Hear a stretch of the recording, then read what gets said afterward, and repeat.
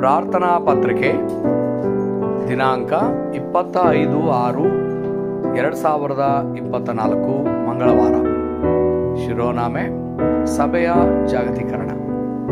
ಇಂದಿನ ವಾಕ್ಯ ಭಾಗ ಅಪೊಸ್ತಲರ ಕೃತ್ಯಗಳು 17ನೇ ಅಧ್ಯಾಯ 1ನೇ ವಚನ, 18ನೇ ಅಧ್ಯಾಯ 4ನೇ ವಚನ, 19ನೇ ಅಧ್ಯಾಯ 8ನೇ ವಚನ.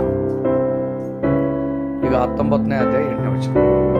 ಪಟ್ಟಣದಲ್ಲಿ ಪೌಲನು ಸಭಾಮಂದಿರದೊಳಗೆ ಹೋಗಿ 3 ತಿಂಗಳು ಅಲ್ಲೇ ದೇವರ ರಾಜ್ಯದ ವಿಷಯಗಳನ್ನು ಕುರಿತು ವಾದಿಸುತ್ತಾ ಜನರನ್ನು ಒಡಂಬಡಿಸುತ್ತಾ ಧೈರ್ಯದಿಂದ ಮಾತಾಡಿದನು. ಶುಕ್ರವಾರ, ಶನಿವಾರ ಮತ್ತು ಭಾನುವಾರದ ಸಮಯವನ್ನು ತೆರೆಯಬೇಕು ಮತ್ತು ಸಭೆಯ ಜಾಗತೀಕರಣವು ನಡೆಯಬೇಕಾಗಿದೆ. 7 ಕಾವಲು ಬುರುಜುಗಳೊಂದಿಗೆ ಶಸ್ತ್ರಸಜ್ಜಿತವಾದ ಪ್ರಾರ್ಥನೆಯು ದೇವರನ್ನು ನೋಡುತ್ತವೆ. ನಿಮ್ಮೊಳಗೆ ಕಾವಲು ಬುರುಜನ್ನು ನಿರ್ಮಿಸಿದಾಗ ನಿಮ್ಮ ಉದ್ಯೋಗದ ಕಾವಲು ಬುರುಜುಗಳನ್ನು ಎಬ್ಬಿಸಲಾಗುತ್ತದೆ.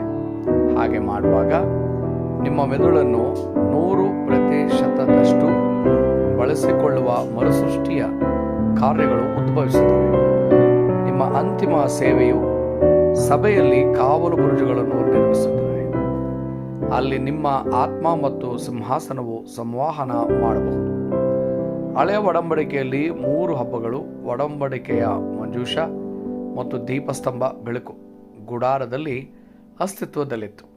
ಆ ಸಮಯದಲ್ಲಿ ಇತಿಹಾಸದಲ್ಲಿ ಮಹಾನ್ ಉತ್ತರವು ನಡೆಯಿತು. ಅದು ನಂತರದ ದಿನಗಳಲ್ಲಿ ಒಡಂಬಡಿಕೆಯನ್ನು ಮುದ್ರಿಸಿತು. ಧರ್ಮೋಪದೇಶ ಕಾಂಡ 6ನೇ ಅಧ್ಯಾಯ ವಚನ 4-9. ಅದರ ನಂತರ ನಿರ್ಮಿಸಲಾದ ದೇವಾಲಯವು ಪ್ರಾರ್ಥನೆಯ ಅಂಗಳ, ಗುಣಪಡಿಸುವ ಅನ್ಯಜನರ ಅಂಗಳ ಸೇವೆಗಳು ಮತ್ತು ಮಕ್ಕಳ ಅಂಗಳಗಳನ್ನು ಹೊಂದಿತ್ತು. ಉತ್ತುಂಗ ಶಿಖರ. ಈಗ ಸಭೆಗಳು ಅಸ್ತಿತ್ವದಲ್ಲಿವೆ. ಅವು ಕ್ರಿಸ್ತನ ಮೂಲಕ ಜಗತ್ತಿಗೆ ಸುವಾರ್ತೆ ಸಾರುತ್ತಿವೆ. ಅಪೊಸ್ತಲರ ಕೃತ್ಯಗಳು 1:1, ದೇವರ ರಾಜ್ಯ ಅಪೊಸ್ತಲರ ಕೃತ್ಯಗಳು 1:3 ಮತ್ತು ಕೇವಲ ಪವಿತ್ರಾತ್ಮನು ಅಪೊಸ್ತಲರ ಕೃತ್ಯಗಳು 1:8. ಶುಕ್ರವಾರ, ಶನಿವಾರ ಮತ್ತು ಭಾನುವಾರದ ಸಮಯದಲ್ಲಿ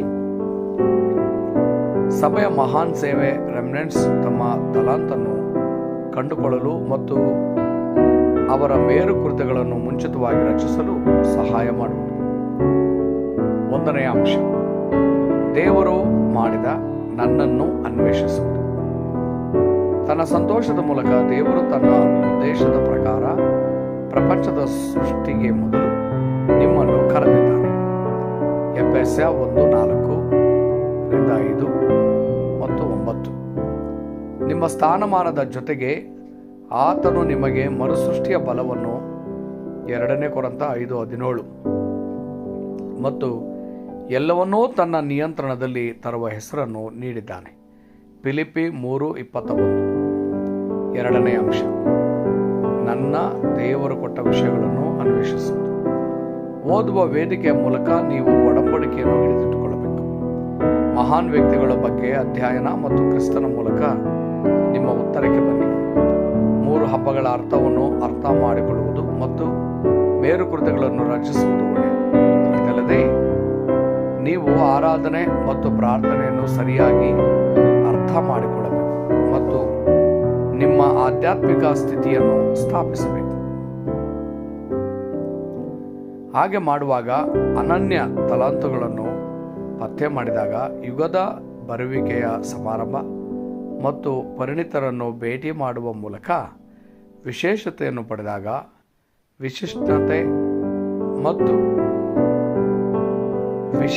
ಮತ್ತು ಸೇವೆಯ ಸಮಾರಂಭ ಕ್ಷೇತ್ರದಲ್ಲಿ ಮರುಸೃಷ್ಟಿ ಕಾರ್ಯಗಳು ನಡೆಯುತ್ತವೆ. ಉದ್ಯೋಗ ಸಮಾರಂಭ. 3ನೇ ಅಂಶ, ನನ್ನ ದೇವರು ಕೊಟ್ಟ ಕ್ಷೇತ್ರ ಅನ್ವೇಷಿಸುವುದು. ನಿಮ್ಮ ಕ್ಷೇತ್ರವು ನನ್ನ ಭೂಮಿಯ ಕಟ್ಟಕಡೆಗಳು. 237 ರಾಷ್ಟ್ರಗಳಲ್ಲಿ ನನ್ನ ಭೂಮಿಯ ಕಟ್ಟಕಡೆಗಳನ್ನು ಸೇರಿಸಬೇಕು. ಸಭೆಯೊಳಗೆ ನಿಮ್ಮ ಕ್ಷೇತ್ರವು 3 ಪ್ರಾಂಗಣಗಳನ್ನು ಒಳಗೊಂಡಿದೆ. ನನ್ನ ಕ್ಷೇತ್ರ 237 ರಾಷ್ಟ್ರಗಳು ಮತ್ತು 5,000 ಬುಡಕಟ್ಟುಗಳನ್ನು ಗುಣಪಡಿಸುವುದು ಮತ್ತು ಅವರನ್ನು ಉತ್ತುಂಗ ಶಿಖರವನ್ನಾಗಿ ಮಾಡುವುದು. ಅದಕ್ಕೂ ಮೊದಲು ನೀವು ನಿಖರವಾಗಿ ನಿಮ್ಮನ್ನು ಕಂಡುಹಿಡಿಯಬೇಕು ಮತ್ತು ನಿಮ್ಮ ಸಭೆಯು ಉತ್ತೇಜಕಗಳನ್ನಾಗಿ ಬಳಸಬೇಕು.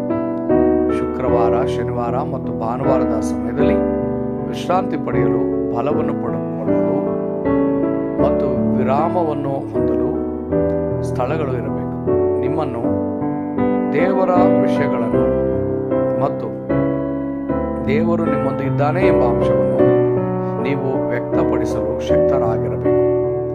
ನೀವು ಆಧ್ಯಾತ್ಮಿಕ ಜೀವಿಯಾಗಿರುವುದರಿಂದ ನೀವು ಮೊದಲು ಆಧ್ಯಾತ್ಮಿಕತೆಯನ್ನು ಪುನಃಸ್ಥಾಪಿಸಬೇಕು. ಒಡಂಬಡಿಕೆಯ ಪ್ರಾರ್ಥನೆ. ಪ್ರಿಯ ದೇವರೇ, ಶುಕ್ರವಾರ, ಶನಿವಾರ ಮತ್ತು ಭಾನುವಾರದ ಸಮಯವನ್ನು ಪುನಃಸ್ಥಾಪಿಸಲಾಗುತ್ತದೆ. ನೀವು ಮಾಡಿದ ನನ್ನನ್ನು, ನೀವು ಕಾಯ್ದಿರಿಸಿದ ವಿಷಯಗಳು, ನೀವು ನೀಡಿದ ವಿಷಯಗಳನ್ನು ಮತ್ತು ನೀವು ಕಾರ್ಯ ಮಾಡುವ ನನ್ನ ನಕ್ಷತ್ರವನ್ನು ನೋಡಲು ನನಗೆ ಸಹಾಯ ಮಾಡಿ. ಯೇಸು ಕ್ರಿಸ್ತನ ಹೆಸರಿನಲ್ಲಿ ನಾನು ಪ್ರಾರ್ಥಿಸುತ್ತೇನೆ.